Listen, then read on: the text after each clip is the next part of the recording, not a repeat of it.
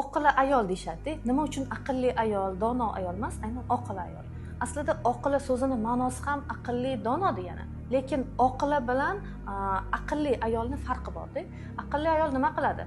Aqlli ayol turmush o'rtog'i biron bir qiyinchilikka uchrasa, "Men sizga aytgandim-ku, shunaqa qilish kerak emas edi-ku" deb aql o'rgatish boshlaydi. Oqila ayol nima qiladi? Oqila ayol vaziyatni ko'rib, turmush o'rtog'ini mana shu vaziyatdan chiqib ketishiga ishonch bildira oladi. O'zi o'rnak bo'ladi shunda chiqish yo'liga.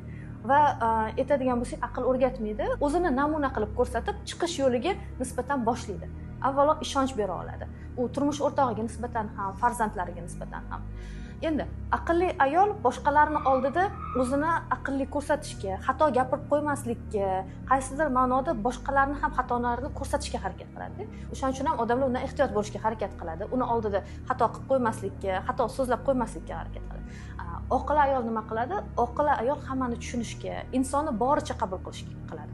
Insonni boricha qabul qilgandan keyin haligi odamlar ham unga nisbatan bemalol ko'ngilini ocha oladi. Ya'ni aqlli ayolga ocha olmaydi, lekin oqila ayolga ocha oladi. Yana shunisi bilan farqlanadiki, aqlli ayol aytadigan bo'lsak, o'zi o'rgangan narsalarni atrofdagilarga qo'llashga, ularni o'zgartirishga harakat qiladi. O'zgartirishga harakat qilgandan keyin atrofdagilar bu ayolni aytganiga kirib o'zgarmaydi. Bu tabiiy holat. Oqila ayol nima qiladi? Oqila ayol boricha qabul qilish bilan birgalikda ularni o'zgartirishga harakat qilmaydi.